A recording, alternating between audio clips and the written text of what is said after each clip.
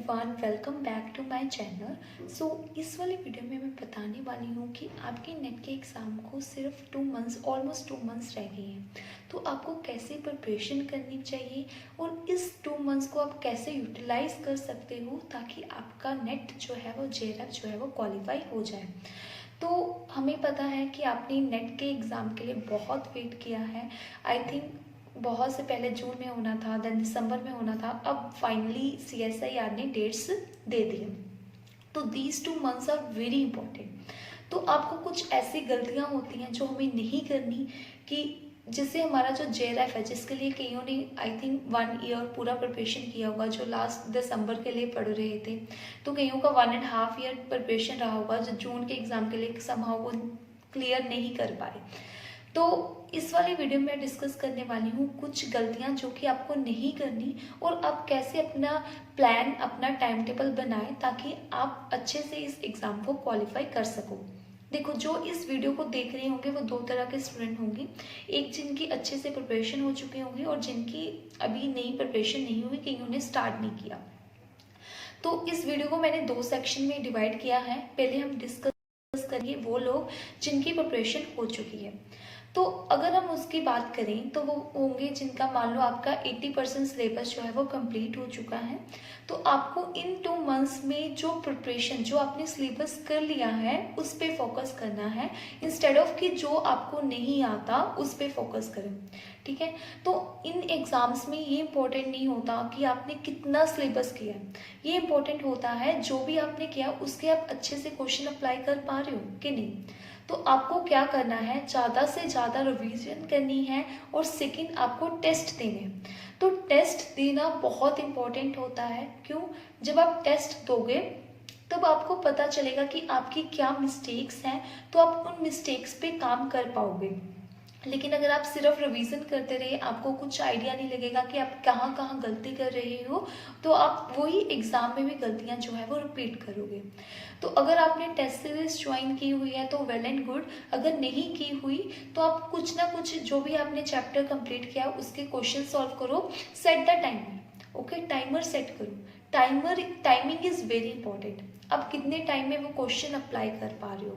Second जो है, आपको उन्हीं क्वेश्चंस पे फोकस करना है जो कि आपके एग्जाम्स में आते हैं। लेट्स से आप केमिकल काइनेटिक्स कर रहे हो, तो जो भी केमिकल काइनेटिक्स के क्वेश्चंस आते हैं उन पे फोकस करना है। और ये नहीं है कि आप ऐसे मुश्किल से क्वेश्चन लगा लें, क्योंकि आपके पास टाइम नहीं है मुश्किल वो वाले क्वेश्चन करने का जो आते भी नहीं है, जिनका चांसेस कम है आने के लिए।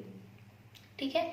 तो जैसे आप कर सकते हो, महीने हैं ऑलमोस्ट, आपको ट्राई करना है विद इन 1 मंथ आपका एक बार सिलेबस फिर से रिवाइज हो जाए। क्योंकि एग्जाम का कुछ आइडिया नहीं था, तो किसी ने ट्राई किया, पढ़ा होगा या नहीं पढ़ा होगा, तो ट्राई करना कि विद इन 1 मंथ और 40 डेज में आपका जो है वो सिलेबस कंप्लीट हो जाए।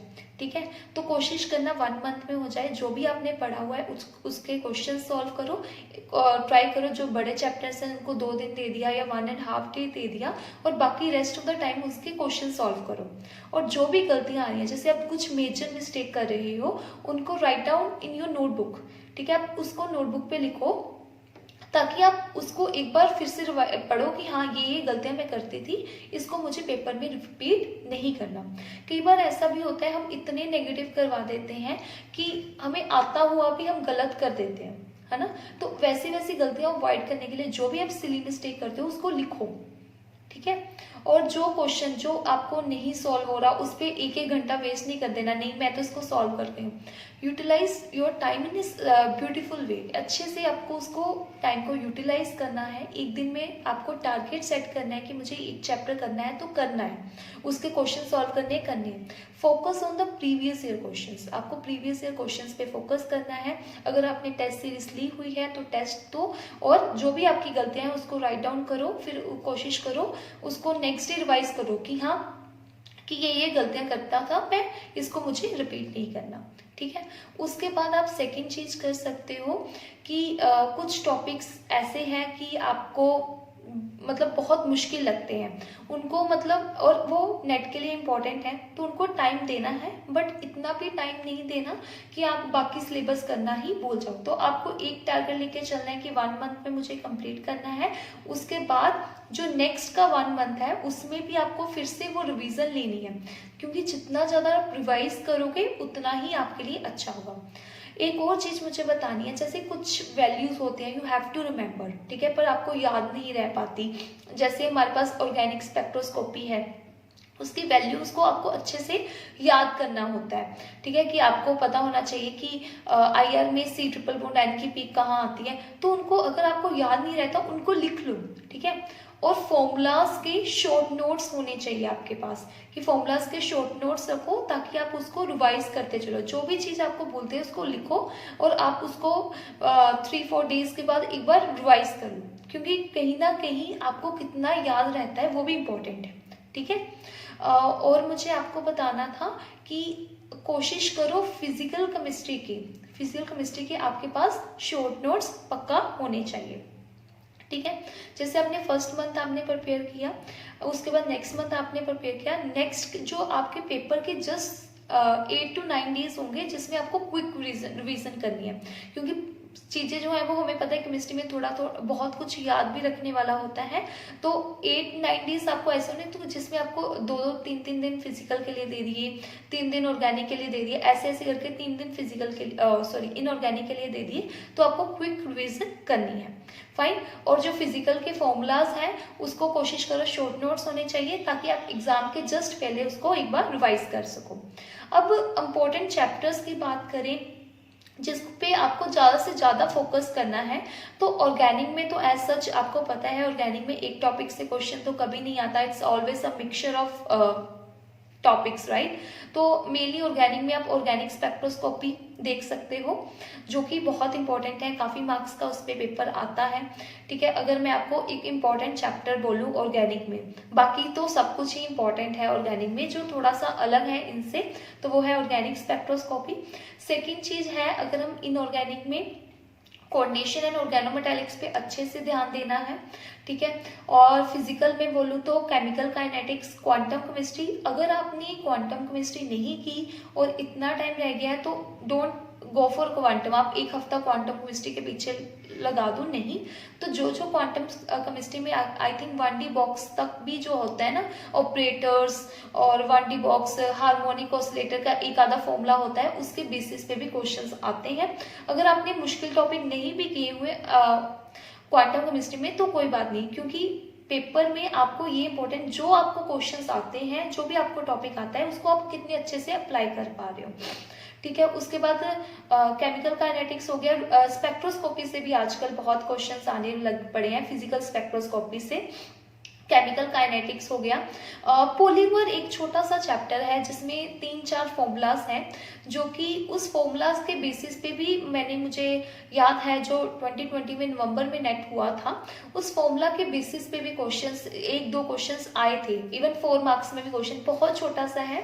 तो आई विल ट्राई कि मैं उस पॉलीमर चैप्टर का एक शॉर्ट नोट्स काइंड ऑफ आपकी वीडियो बनाऊंगी उस पर, कि उस फॉर्मूला के बेसिस पे you can just solve the question, और एक बहुत बार वो उस फॉर्मूला के बेसिस पे क्वेश्चन आ रहा है। Try to do maximum number of previous year questions के जैसे ही क्वेश्चंस आते हैं, मोस्टली जो 80% या 70% जो पेपर डिजाइन होता है, ठीक है। अब हम बात कर लेते हैं उन बच्चों की जिन्होंने प्रिपरेशन स्टार्ट नहीं किया या जिनकी बहुत कम प्रिपरेशन है। नाउ दे आर डाउट कि हमें क्या पढ़ना चाहिए या नहीं पढ़ना चाहिए। देखो, अगर आप स्मार्टली करो ना, अगर आपने अच्छे से केमिस्ट्री पढ़ी हुई है और आप स्मार्टली इन 2 महीनों में आप पढ़ भी लो तो you can easily clear this paper. But problem ये है, हमें स्मार्टली पढ़ना पड़ेगा। स्मार्टली पढ़ने में जैसे आपको कोऑर्डिनेशन केमिस्ट्री है, जिन जिन टॉपिक्स पे क्वेश्चंस आते हैं उनको फोकस करो अलॉन्ग विद उनके प्रीवियस ईयर क्वेश्चंस। तो मैं आपको कुछ इंपॉर्टेंट चैप्टर्स बता रही हूँ कि आप इन चैप्टर्स को कर लो तो you can clear it at least. आप नेट तो निकाल ही पाओगे। जैसे कि मैं बात करूं, ऑर्गेनिक स्पेक्ट्रोस्कोपी कर सकते हो, बहुत मतलब आपको मोस्टली एमएससी के सिलेबस में होता ही है। और आप अगर उसके प्रीवियस ईयर कुछ मैंने ट्रिक्स शेयर्स की थी कि ऑर्गेनिक स्पेक्ट्रोस्कोपी करके, मैं लिंक भी डिस्क्रिप्शन में दे दूंगी, जिसमें मैंने क्वेश्चंस करवाए थे how to solve organic spectroscopy question, 4 marks का जो क्वेश्चन आता है ऑर्गेनिक स्पेक्ट्रोस्कोपी, वो कर सकते हो। कोऑर्डिनेशन केमिस्ट्री भी हमने पढ़ा होता है, और कुछ तो उसके जो फॉर्मूलाज होते हैं बहुत इजी है, जो कि हमने +1 +2 में भी पढ़े होते हैं, है ना। और ऐसे चैप्टर्स आपको करने हैं जो आपको इजी भी लगते हैं। अगर ऑर्गेनिक मुश्किल लगता है उसको छोड़ दो, उन चीज़ों पे टाइम हमने वेस्ट नहीं करना जो आपको लगता है कि मुश्किल है, और उस पर पूरा 15-20 दिन लगा दो। जो चैप्टर्स इजी हैं और उनका वेटेज भी ज़्यादा है पेपर में, हमें उन पे फोकस करने की कोशिश करनी है, राइट। जैसे मैंने आपको बताया है, इनऑर्गेनिक में आप कोऑर्डिनेशन और ऑर्गेनोमेटेलिक देख सकते हो। अगर if you are good in cramming then you can also go for bio inorganic, क्योंकि बायो इनऑर्गेनिक के इस बार चलो थोड़ा सा मुश्किल आया था, जो नवंबर 20 में पेपर हुआ है, लेकिन मोस्टली जो क्वेश्चंस हैं पहले रिपीट ही होते थे। हीमोग्लोबिन पे क्वेश्चन आ गया, ठीक है, क्लोरोफिल में कौन सा मेटल है, तो सिंपल से अगर आप प्रीवियस ईयर आपको थोड़ा सा बायो इनऑर्गेनिक आपने एमएससी में पढ़ा है, अलॉन्ग विद आप थोड़े से प्रीवियस ईयर भी लगा लोगे, तो अगर आपका लक अच्छा हुआ तो वो क्वेश्चंस आ सकते हैं, राइट। उसके बाद अगर हम सेकंड बात करें, ये तो हो गया इनऑर्गेनिक का। अगर मैं फिजिकल की बात करूं, केमिकल काइनेटिक्स पे जो वो ऑर्डर निकालना होता है, मैंने प्रीवियस ईयर क्वेश्चंस करवाए हैं केमिकल काइनेटिक्स पे, वो जाके वीडियो देखो, इतने सिंपल क्वेश्चंस भी आते हैं कि ऑर्डर कैसे निकाल सकते हैं हम रिएक्शंस में, ठीक है। Sometime they also find out कि के क्या यूनिट है, अगर फोर्थ, तो ऐसे क्वेश्चन तो हमने +2 में भी किए हुए हैं। तो वैसे वैसे क्वेश्चन पे फोकस करो, वैसे वैसे चैप्टर्स पे फोकस करो, और फॉर्मूला याद करो, और उसके प्रीवियस ईयर क्वेश्चन लगाओ, तो आपको काइंड ऑफ ऐसे ही मतलब सिलेक्टिव पढ़ के आप अच्छे से कर सकते हो, अगर आप 2 मंथ्स में प्रॉपरली कर रहे हो। अगर आपकी ऑर्गेनिक स्ट्रॉन्ग है तो ऑर्गेनिक तरफ जाओ, नहीं तो फिजिकल और इनऑर्गेनिक पे फोकस करो, अगर आपने बिल्कुल भी ऑर्गेनिक पढ़ी नहीं हुई, ठीक है। तो ऑर्गेनिक क्योंकि थोड़ी मुश्किल है, वो ऐसे लास्ट मोमेंट्स पे होनी मुश्किल है। तो अगर ऑर्गेनिक में बात करो, then you can also focus on the again organic spectroscopy, and the second आप जीओसी कर सकते हो और स्टीरियोकेमिस्ट्री कर सकते हो। तो these are the 3 topics that are not related to anything, लेकिन बाकी रेस्ट ऑफ द ऑर्गेनिक वो है, वो एक दूसरे से रिलेटेड आती है, तो वो थोड़ा सा मुश्किल हो जाता है, ठीक है। तो ऑर्गेनिक तभी करना अगर आप you are good in organic, ठीक है। अदरवाइज फिजिकल और इनऑर्गेनिक के सिलेक्टिव टॉपिक को अच्छे से पढ़ो और उन्हीं से पेपर सॉल्व करने की कोशिश करो, ठीक है। प्रीवियस ईयर करते रहना अच्छे से, प्रीवियस ईयर करोगे कितने क्वेश्चंस तो मतलब उसके जैसे ही आ जाते हैं, ठीक है। तो आई थिंक मैंने सारे इस पॉइंट्स वीडियो में कवर कर दिए हैं। अगर आपको कोई भी डाउट है you can ask me on Instagram, आप मुझे ईमेल भी सेंड कर सकते हो। आई होप ये वीडियो यूजफुल लगा हो, and thank you so much for